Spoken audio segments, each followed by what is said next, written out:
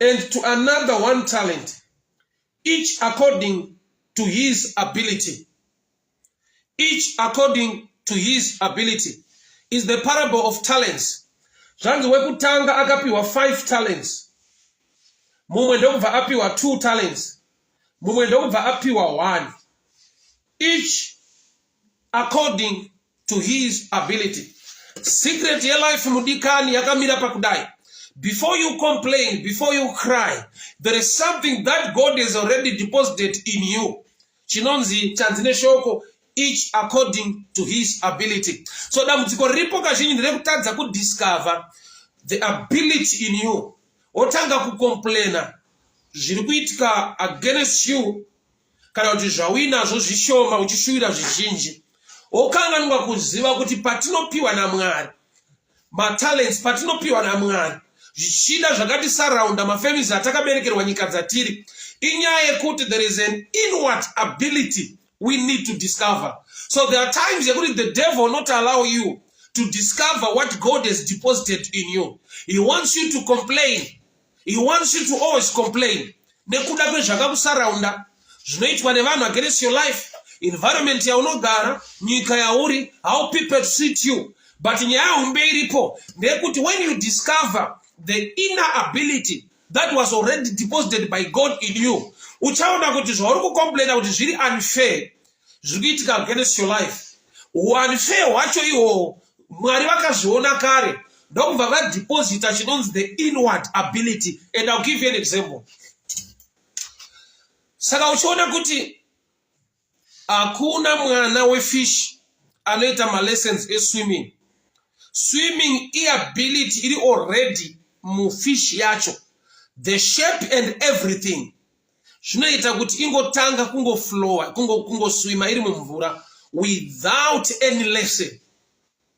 Yet munhu akapinda mumvura unotoda kuita swimming lessons kuti agone kuswima. Why? Because ability yemunhu iri outside water, but the ability of the fish yakadepositwa mumvura yacho and munature yefish. So whatever happens to the fish inside the water, in a favor irimo mumvura imomo. Just like zvakaita segarwe. Garwe rikada kuataka, rino trusta, rino believer kuti chandarwa nacho panze ndikagona kuchiwisira mumvura, ndikachibata ndikachiwisira mumvura, ndine favor yandinowana nemvura, because iro rinofema mumvura, but munhu awisirwa mumvura hagone kufema mumvura. So besides kuti garwe rawisira munhu mumvura, nyaya ndeyekuti iro rinogarako rine ukama nemvura yacho. The ability, the favor, the advantage yegarwe yakapiwa ability to breathe mumvura. So rikawisira munhu mumvura, in fact even risina kuruma munhu kana kupwanya mabhonzo emunhu, kutsimbirira munhu mumvura, munhu anosufocata. Chinenge chaakuraya munhu imvura, kusafema, kwete garwe. Garwe rinotora advantage yekuti ndakasikwa kuti nditambire kunoku, saka haribude ku ability yaro. So munhu wese ane inonzi a God given ability. To some inoita sekunge isina nebasa rese, nekuda kwekuti dzimwe nguva uri kuishandisira kuenvironment kwausinga appreciate, uri kuishandisira muenvironment isineinewe kana kuti isineine ability yako. Makatabo shatakayanda bosa. Tsuro iri musango zvinoita kuti tsuro isvike pakutonzi yakurawo yatochembera iri musango. You know the lifestyle yemujungle, the ecosystem way, kudyanana kunoita mhuka. But chinoita kuti mhuka imwe neimwe isurvive, kugona kutosvikawo pakutokura, musango rinonzi inogona kutodyiwa, kushandisa ma-God given ability. For example, tsuro ikadzingirirwa zvichida nemhuka hombe, shumba, bere, anything chiri kumhanyisa chinoda vakataka tsuro. Tsuro 1 inogona kunzvenga, number 2 inogona kupinda mumwena musingagone kupinda bere. Tsuro inopinda mukamwena musingagone kupinda shumba. Zvoreva kuti kuonda kwakaita katsuro advantage pane zvinodzingirira tsuro kuti kanogona kupinda pasingapinde chinoidzingirira. So tsuro ikachemera kuti dai ndakasimbawo seshumba ndakakura, iri kuzviisa parisk ine zebra. Saka iyo zebra mukukura kwayo manje ine ability to kick nemakumbo ese, defense iri kutsoka. Saka uchiona panouya mhuka ichida kuataka zvichida zebra inenge ichitena ichida kuataka. Dzine nyanga dzakapiwa the ability to attack with the horns.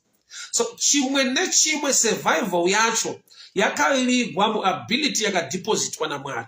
So dambudziko ratinaro manje nderekuona madisadvantages chete. Totadza kuona the ability deposited in us. At the end we will always complain kuti kune vari nani, kune vaberekerwa mhuri dzine nani, kune vane hama dzinovabatsira, kune vane shamwari dzinovabatsira, kunyika kwaari ikoko iadvantage zvavo zvinovaitira zvakanaka. God is so faithful. God is so faithful. Vakazviona izvozvo vachisika iwewe. Kureva kuti before you were formed, Jeremiah anonzi ndakakuita muprofita uchiri mudumbu raamai vako. Which means Mwari vane zvavanodeposita mumunhu asati auya panyika kuzoita assignment yawakanzi naMwari ita. So sometimes attack yatinayo mulife ndeyekuti tiite forget, tikanganwe, titadze kuona the ability hidden in us. So pane zvatinopiwa outside hazvinei than kusvika wagona kudiscover zvakaiswa mauri inside. But I'll repeat again.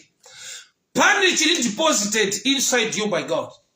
Chinotoda iwewe kuti uchidiscover, ugone kuchishanda nacho maringe zvichauya paupenyu hwako, nyika yauchaberekerwa, mumurima uchakurira, basa rauchabata, kuchikoro kwauchaenda, zvese zviri outside zvine chekuita nechakadepositwa inside. So ukasaziva chiri inside you, chese chiri outside i problem, i disadvantage, you will die complaining. Some people, they are just talkative. Vanhu vanotaurisa, vanhu vanotaura.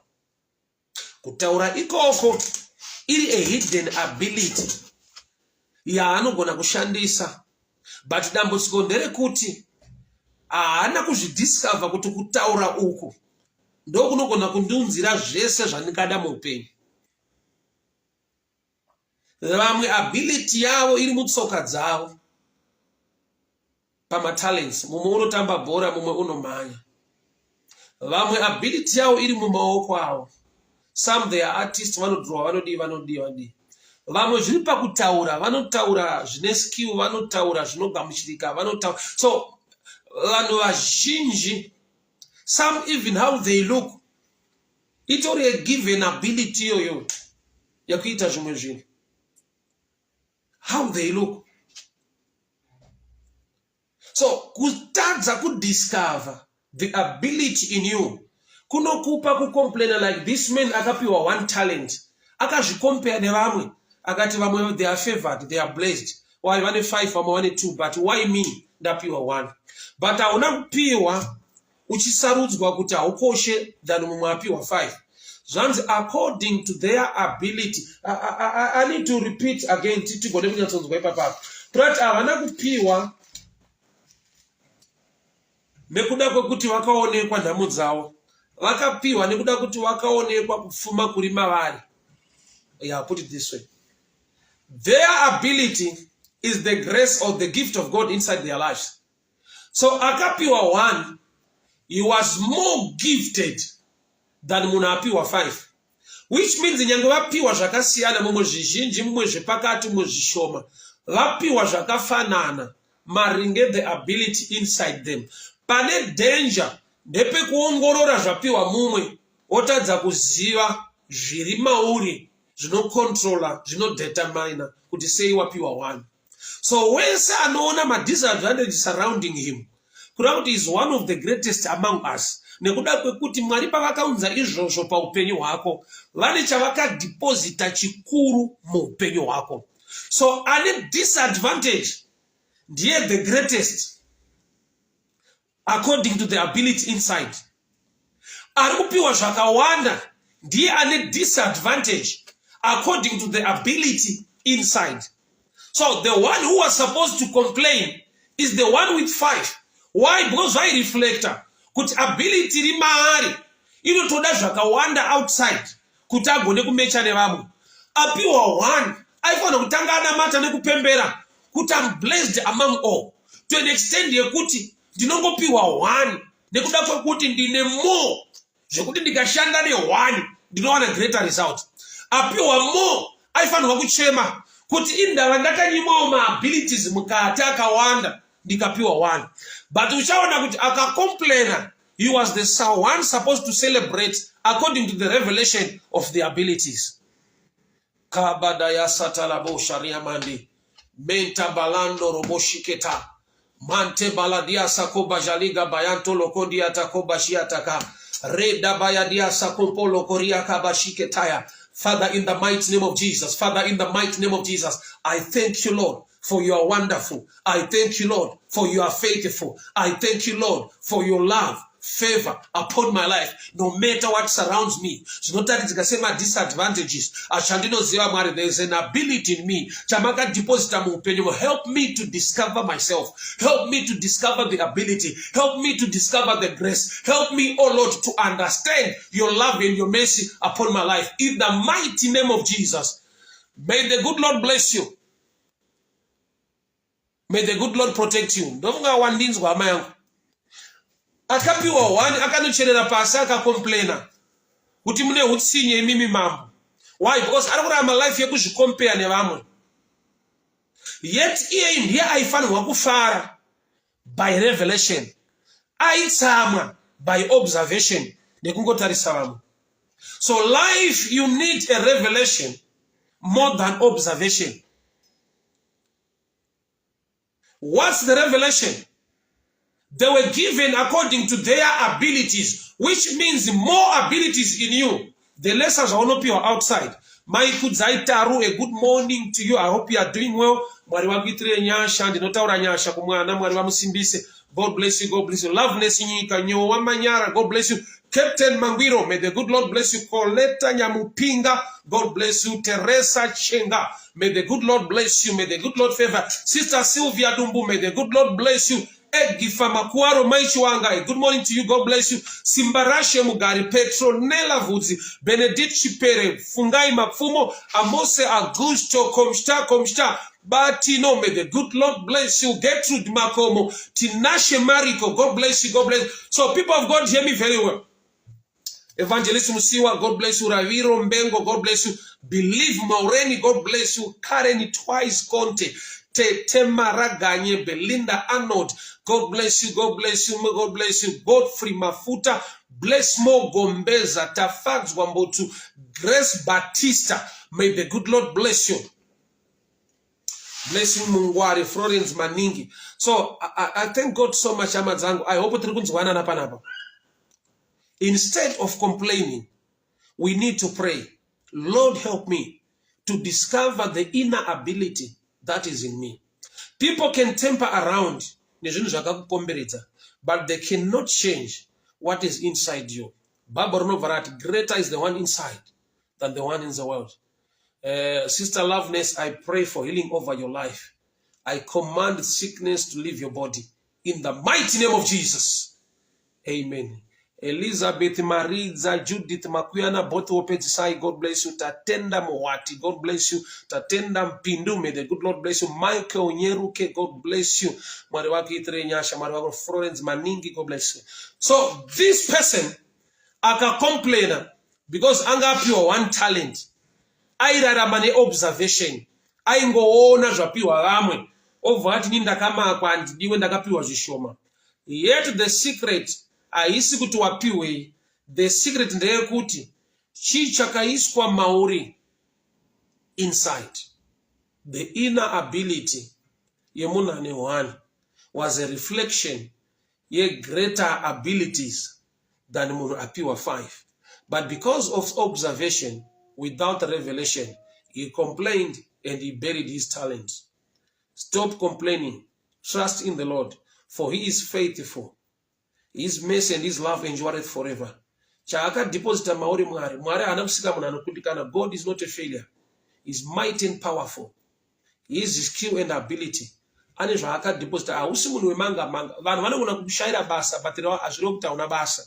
vanhu vanogona kucompare, iwe unogona kuzvicompare nevamwe vanhu. Stop comparing yourself with others.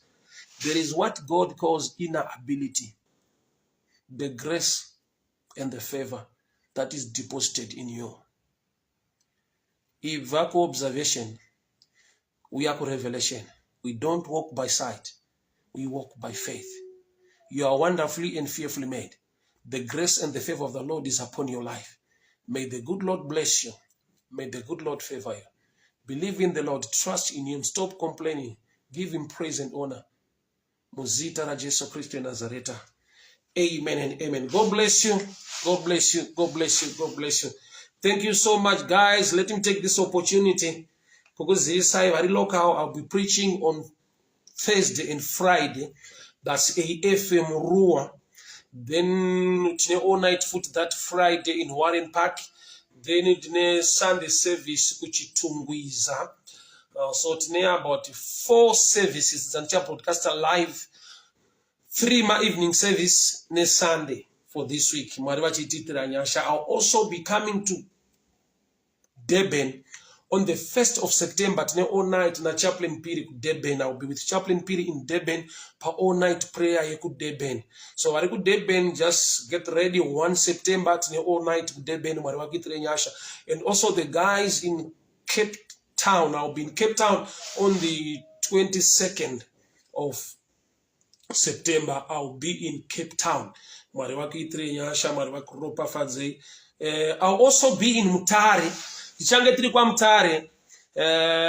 Very soon, Muswa 12 August. 12 August, I'll be in Mutare. That's a big conference.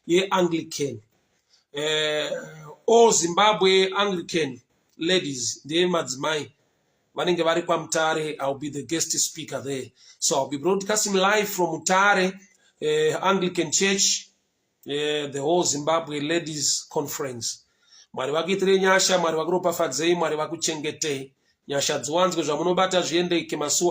also take this opportunity to open a door for you. To open a door for you to bless this ministry with your airtime. Yeah, it's good. I thank God for Brother Joe. Wakasend the airtime yaone zuro. They are kuchinoita kuti tirambe tichi broadcaster on daily basis.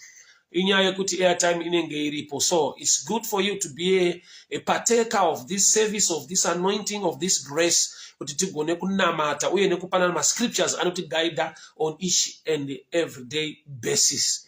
So I welcome you to donate your airtime.